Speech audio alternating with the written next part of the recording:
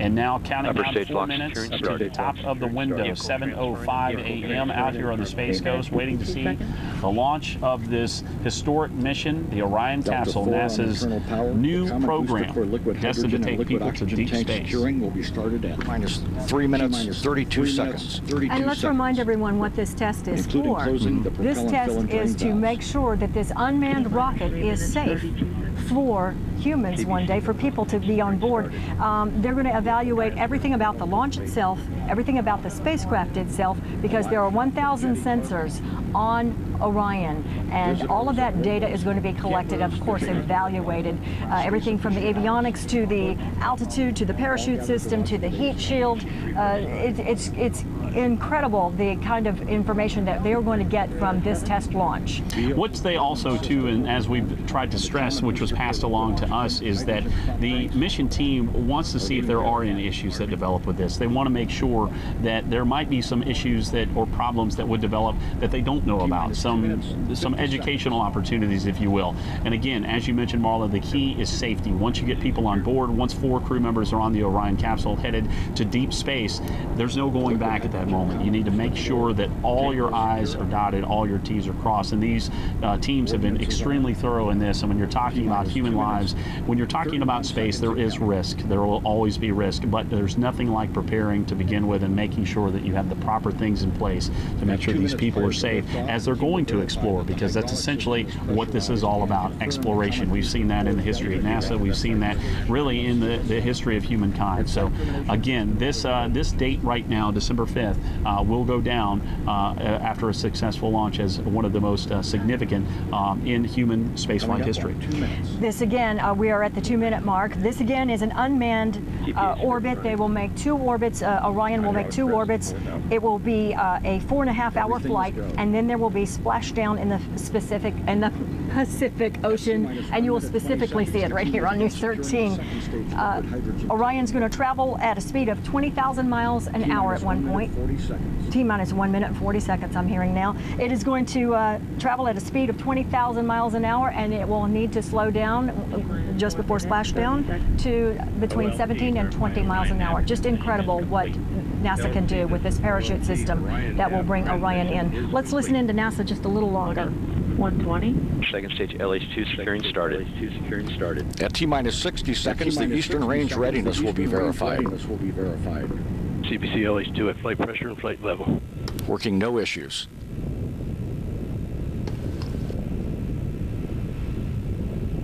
T-minus 1 minute. Engine start box go. Rock, report range status. Range green.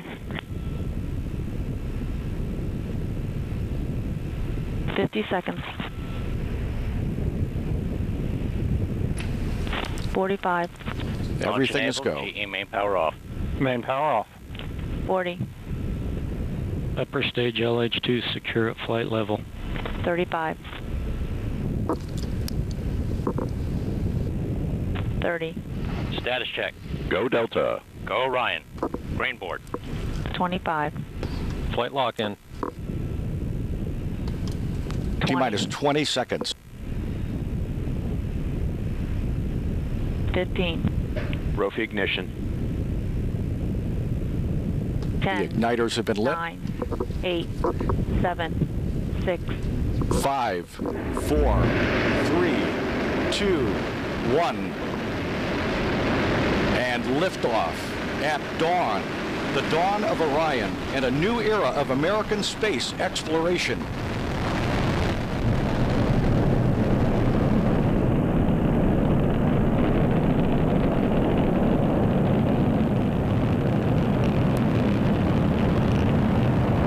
Good engine control in the first stage. Passing 25 seconds. Velocity 1,341 feet per second. Passing 31 seconds, still looking good. Good engine control. 3 boosters in the full power mode. 40 seconds in. Standing by to go to the partial thrust mode in the core.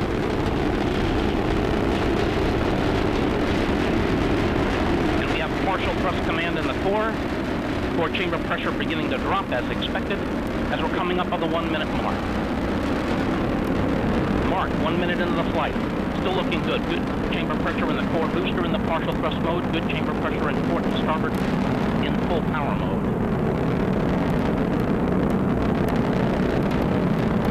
One minute, 15 seconds into the flight. We have the hydrazine supply valve open in the second stage. 1 minute, 22 seconds in. Max Q, maximum dynamic pressure in the vehicle. Passing 124, Mach 1. Orion and Delta IV now transcending the speed of sound. 1 minute, 31 seconds in. Good engine control in the first stage. Coming up 1 minute, 40 seconds. Velocity now 1,341 feet per second.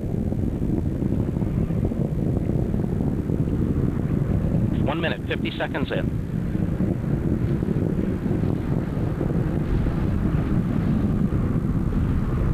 Still looking good. Coming up on 2 minutes. 2 minutes into the flight.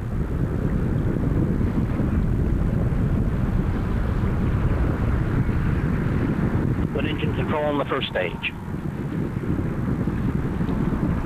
Port and starboard boosters still at good chamber pressures in the full power mode, and the good core chamber pressure in the partial thrust mode at 2 minutes, 22 seconds in.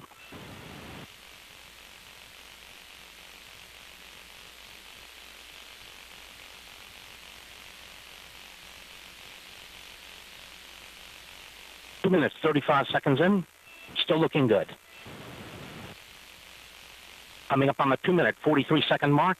2 minutes, 43 seconds. The Delta IV of heavy Valkyrie now just weighs 1/2 as much as it did at launch, burning propellant at the rate of 4,744 pounds per second.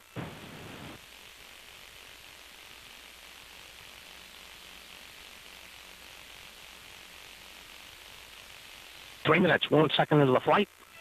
Still looking good. Passing Mach 5.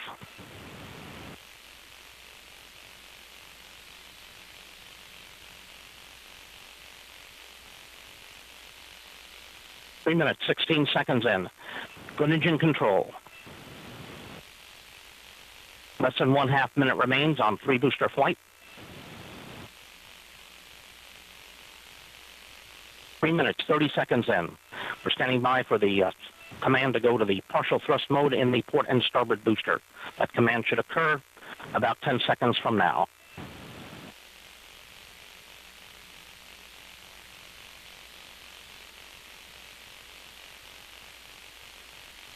And we've had partial thrust command. Port and starboard should be toggling down to the partial thrust mode. Standing by for main engine cutoff. We have cutoff in the port and starboard and separation. A good separation of the port and starboard boosters. Core booster now powering up to the full power mode. 4 minutes, 10 seconds into the flight. Good chamber pressure in the port. Correction, good chamber pressure in the core booster at 4 minutes, 18 seconds in.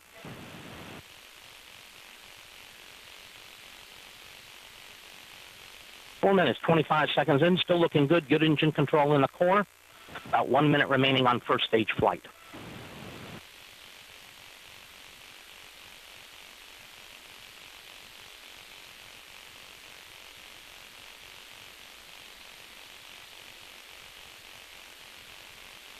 Four minutes, 46 seconds in, still looking good. Chamber pressure holding very well in a core booster as we're approaching the 5 minute mark. 5 minutes into the flight, 5 minutes into the flight.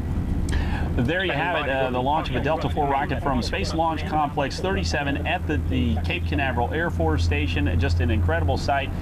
You know, beggars can't be choosers. Had it been yesterday with the blue skies, we may have been able to see the rocket a little bit longer. You could only see it for a short while here at Kennedy Space Center. You know, needless to say, it is a launch. You kind of kept an eye on it a little bit before or after launch, and you could see it pop through the clouds. Still got a round of applause. Yes, lots of people excited. And of course, your favorite part. My favorite part is when the amount of noise, the enormous noise, sets off all the car alarms right here in the parking lot of Kennedy Space Center. I imagine it does too at Cape Canaveral Air Force Station. Yeah. we want to take another look, Greg, because it was short. You had to really be watching it, so watching closely. So let's take another look at the launch of the Orion capsule aboard a Delta IV Heavy rocket. It's just a beautiful sight. This is what we wanted yesterday, but weren't able to accomplish it. But great success today. Let's go to. Okay, we were going to check in with Jerry Hume, who is at Cape Canaveral Air Force Station, and that is coming up shortly. In the meantime, Greg, why don't we take another look at the launch? This is historic. Why don't we take another look at the launch? We had a great vantage point. Needless to say, lots of folks around.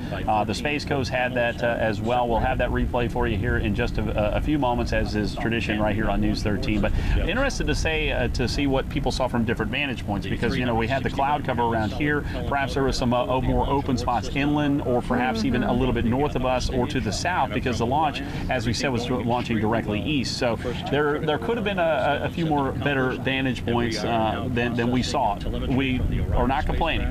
We had it was a very nice launch, but we do know there's one person who had a very, very good view. The very best view. Let's go to News 13's Jerry Hume at Cape Canaveral Air Force Station right there. Hey, Jerry, tell us what you saw and what you heard.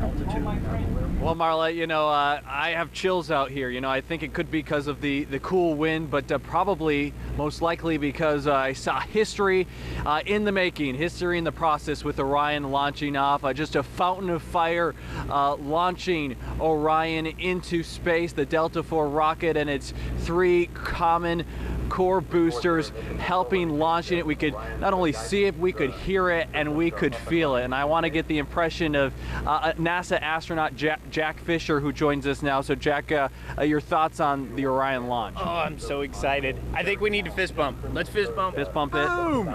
It's just so exciting. It's just such a historic moment, and I'm just thrilled to be here and be a part of it. You're certainly excited. You haven't flown yet in space, and so you're hoping one day to get on Orion. Absolutely, and as big as that rocket is, the rocket that we're going to carry humans into deep space with is called the Space Launch System. Biggest rocket ever made, and in 3 years we're going to be putting the same vehicle on top of that launch vehicle, and that'll be a religious experience too. So we're just so excited to take this first step. What does this first step, what does this launch mean for NASA and for us here on Florida Space Coast? It's huge because it really is the dawn of a new age of space exploration. It's this, we have kind of a multi-pronged approach. We have our commercial crew program that was just announced a few months ago, that 2 contractors building that to get our astronauts to the International Space Station. And then we have this baby, and that's our crown jewel that's going to take us into deep space. Just to have that first big test, we have had years of thousands of people pouring their heart and soul into this program, and to really take the first step and the first demonstrable example of all of that ingenuity and passion, blood, sweat, and tears that have gone into this is just fantastic.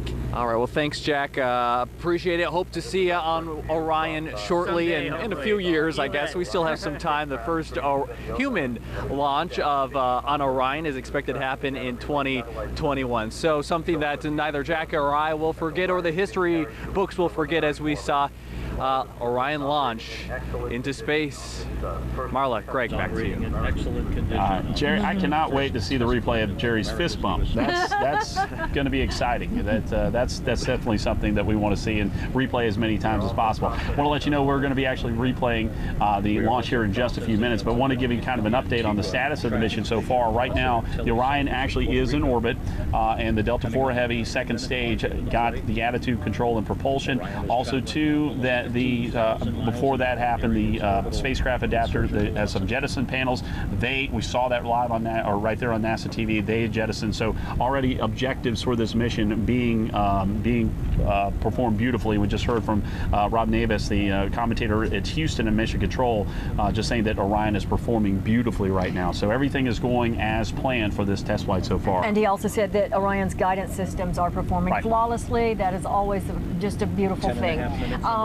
We are 10.5 minutes into flight. We want to find out what happened 10 minutes ago at Spaceview Park in Titusville when people experienced this history in the making. Let's go to News 13's Amanda McKenzie and find out what the folks around her thought about this liftoff. Amanda.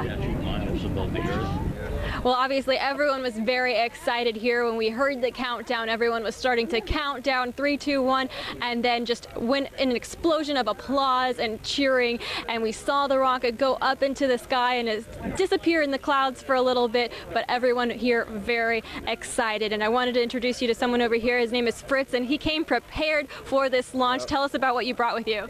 So I brought a telescope and hooked up a DSLR to it to get some close-up pictures of the launch, and it turned out pretty well. So really and this was your first launch. What did you make of the experience? It was awesome. The sound delay, I think, is one of the coolest things. It just, all of a sudden it hits you and you can't even see the rocket anymore. Very cool. Yeah. What is it about the Orion mission that has you and everyone else here so captivated? I think it's because it's kind of the next step, in, space technology, and it's going to hopefully, push people to like space more and kind of get America going kind of back to like the space race days and make sure, America stays in the forefront of technology. And I mean, it's all exciting, going to Mars, like that's cool. Oh, it's very exciting. And this was my first experience with a launch as well. So I was happy to share it with everybody here. I'm sure as you were as well. So we'll have to stay tuned for that next launch date, but we'll have to keep you informed as we go into the skies and watch Orion. It will soon splash down in the next few hours. So everyone here will still be standing by. We have a couple people who brought their own television sets and computers so they could get the live coverage while sitting here with a view across the Indian River. So you couldn't ask for more. It was great weather. There was hardly any delay today. People very excited, and we'll bring more reaction from the viewers coming up in the next few hours and minutes. But back to you, Marla and Greg, for now. Over stage will be coming at the 1 hour. All right, thanks, Amanda. That's great. Amanda being a first-timer as well, being able to see this, that gets you giddy when you see it for the first time, and we're glad so many folks showed up. I mean, after the scrub yesterday, you could get discouraged. You could say, I got other plans, but with it being a Friday, I think that may have helped as people are leading into the weekend. And with it being a Friday morning, hopefully people were able to see it. Now the kids are off to school, and they could talk about this today, because this is an historic day that is literally taking place right now. The history is unfolding as we speak, as this mission is underway to test Orion, to get it up into orbit, to see how it performs, to bring it back, and then to go from there. So this is the next generation spacecraft. This is deep space exploration someday. So it's just a moment in history and space history that just will never be forgotten. And we move forward from this point, a brand new era. Let's bring in News 13's Sandra Osborne back in the studio in Orlando. Sandra, I know you couldn't get up out of your chair, but surely you could watch the replay right there on News 13. And it was beautiful. They're the camera on the spacecraft itself that NASA provided that live feed. And so being here from Central Florida and being able to witness this got a little misty-eyed, I'll go ahead and admit, but I can imagine what the NASA crew members must actually be feeling after putting in so much work to make this happen. And yesterday we saw over and over little issues here and there. First the boat and some fuel valve issues. But again, Marla and Greg, that's pretty much the whole point of this test flight, was really to see what kinds and sorts of issues would actually arise. That way they can start working out any kinks that there might be before they actually start making those preparations to put men and women on board these spacecrafts to get them out there. I have to say, Marla and Greg, I think my favorite moment besides the actual launch itself was seeing Jerry Hume get fist bumped live on TV from the astronaut out there and seeing how excited he was about this as well. I think this is really going to renew a lot of love for the space industry, and I think this is really going to fuel a lot of hope for the economy on the Space Coast as well. What do you guys think about that? Definitely. It will, and that's the one thing, and we mentioned this yesterday, that we get this a lot, is that what do you guys talk about now? NASA's not doing anything. That's absolutely not true. It's really polar opposite of that. There is all kinds of activity going on out here. Even Senator Bill Nelson sitting down with us earlier talking about the activity that's going on with Boeing and producing the capsule over just at the OPF right here on property. That will send astronauts up to the International Space Station. Also other activity taking place out here, and spin-off type of things as well. But they're really trying to ramp things up again, and the Orion capsule is simply one of the vehicles that will do that. And they continue to launch here from the Space Coast. We saw a launch just a few minutes ago. We've seen several launches take place this past year. Matter of fact, I think it was the busiest year we've seen in quite some time of just simple launches taking place out here in the Space Coast. NASA is not shut down. NASA is alive and well, albeit a little bit leaner, and that's just the way it goes when you're talking about budgets with Congress, with presidential administrations. But things, the decision makers up in Washington, that's their decision. But I don't think it's going to stop the spirit from really shining through down here. And you saw it here today with all the people who cover space, who cover space, giving applause, a round of applause, loud and long, when we watched Orion go up aboard that Delta IV Heavy rocket. The skies a little bit cloudy. We only could see it for a short while right after liftoff, but at least we got it off the ground. It was a successful launch, and we are going to be with you folks throughout the entire 4.5-hour flight test, and also for splashdown, live splashdown coverage right here on News 13. So let's check the skies for the rest of the day, for the rest of us Earthlings, with the meteorologist Maureen McCann. Hello, Maureen. Hey, Marla and Greg, good morning. Yeah, weather definitely cooperated. We're watching some showers off in the distance, and there was some heavier rain earlier near the launch site that has since shifted westward, and it could impact some of the area roadways for your morning commute. And elsewhere in Brevard County, we have Melbourne getting some pretty heavy rain at this time. So that's what's happening on Storm Tracker 13. Let's check out the view on Health First Cape Canaveral Hospital camera. I was actually able to see the rocket lift off from this perspective. It was just on the edge of your screen. It was just over here. So I'll get a time lapse of that coming up shortly. But a lot of cloud cover still there presently, and temperatures are now at 70 degrees. And mostly cloudy skies. The current observation dew point in the middle 60s, so a little bit humid. Winds now have turned more to the east-southeast. We have warm temperatures all across the board, even in Marion County, now at 63 degrees as opposed to the 50s you've been accustomed to the past couple of mornings. Melbourne 72 and Kissimmee at 70s. So one of the viewer photos that I was able to load in came from our own Jerry Hume. He had such a great seat for that, and he shared this via email, but we encourage you to upload your pictures, not just of the launch, but any weather photos you have throughout the day. You can send them on News 13 Plus. You can check in on your current conditions, your travel weather for your weekend plans. This is a free app. If you don't have it yet, download it for your Android or Apple device. So looking ahead to your Friday weather, now that we are past the launch, conditions will improve for the morning hours. According to Storm Tracker 13, we'll get a blend of sun and clouds. Any of the light fog across the interior that we've seen from time to time, that is going to dissipate, and winds today will still be out of the east-northeast, carrying in 1 or 2 coastal showers. Most of them should be confined to our coastal counties, but maybe 1 or 2 could migrate inland. So your forecast and writing for today: partly sunny, a little bit breezy at times, going for the upper 70s, and that's a bit above our average for this time of the year, since we are typically around 75. Comfort zone index, because of those slightly higher dew points, we have the feels like temperature right around 80 degrees for today, and the comfort zone is going to stay pretty consistent throughout the weekend. Pollen forecast brought to you by Trial Pro, the trial professionals. So we've had these hit or miss rain showers, but not enough moisture to wash out the pollen from the atmosphere. So that is why those levels are medium for the next couple of days. Rain chance today, 30%, but that's really for the coast, especially Brevard County. We shift our winds more to the north tomorrow, and that sends in slightly drier air. So we'll remove the rain chance for Saturday and Sunday, which is good news for your weekend plans. Early next week, another cold front drops in.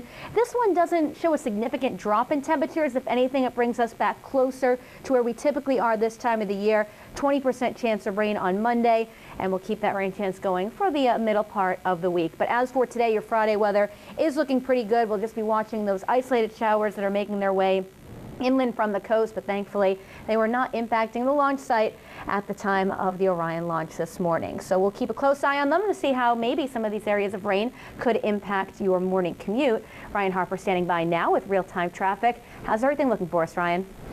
Looking pretty good. We're actually checking in live with Sky 13. They're flying over the beach line, as you can see here in Brevard County. They just crossed back over the Causeway area. Things actually looking pretty good right now. It's extremely busy the closer you do get to the Kennedy Space Center area, but right now heading away from there looking okay. In fact, here's actually the NASA Causeway. This was jammed up traveling westbound, which is the traffic moving from the top to the bottom down your screen, looking a lot better right now. So do want to check in with that area, obviously, see how things are going. Looks like the heaviest traffic that we are seeing along A1A and even pockets of US 1. Take a look at that as you're approaching State Road 520 and even north of the Beachline Causeway. Some pockets of very slow traffic throughout the area right now. In fact, we can actually calculate your top speeds right now anywhere from about 29 to about 30 miles per hour in the viewing areas, slowly but surely starting to clear out. This is Seminole County, busy now, pockets Lake Mary, Longwood, Altamont Springs, and Maitland Boulevard as well. This traffic report brought to you by the Fields Automotive Group. Now back to Marla and Greg at the Kennedy Space Center. Reduce mass for the Thanks, Ryan. We are back here at Kennedy Space Center. We have our entire launch team spread out along the Space Coast at Cape Canaveral Air Force Station and also at Spaceview Park in Titusville to bring you continuing coverage today. Just because the launch took place already, Greg, doesn't mean that our coverage ends, because we're going to bring you the splashdown in the Pacific Ocean just a few hours from now. Much more to come in this mission, many more milestones that the mission managers will be looking at as part, very key parts of this this test flight. Of course, the splashdown will be taking place deorbit, coming through the orbit. Lots of different things to go through, so that will take about 4.5 hours. And based on roughly the time that the launch happened at 7:05, we're looking somewhere in between, say, 11:30, 11:45-ish, about when we'll have splashdown, and then we'll be able to get some more information on how the mission went in the hours to come after that. So we're with you for a good portion of the morning and the rest of the day. But you know, the one thing that we haven't shown you yet, folks, in case you're stepping back inside and you say, wait, Marla, Greg, you promised the launch replay for us. We stepped outside, we saw what we could with all that cloud cover. Well, we'd like to see the launch from what you guys saw. So here's the replay of the Delta IV heavy rocket launching from Space Launch Complex 37 at the Cape Canaveral Air Force Station with the Orion test capsule on board. So we have a lot. 5, 4, 3, 2, 1. And liftoff at dawn, the dawn of Orion and a new era of American space exploration.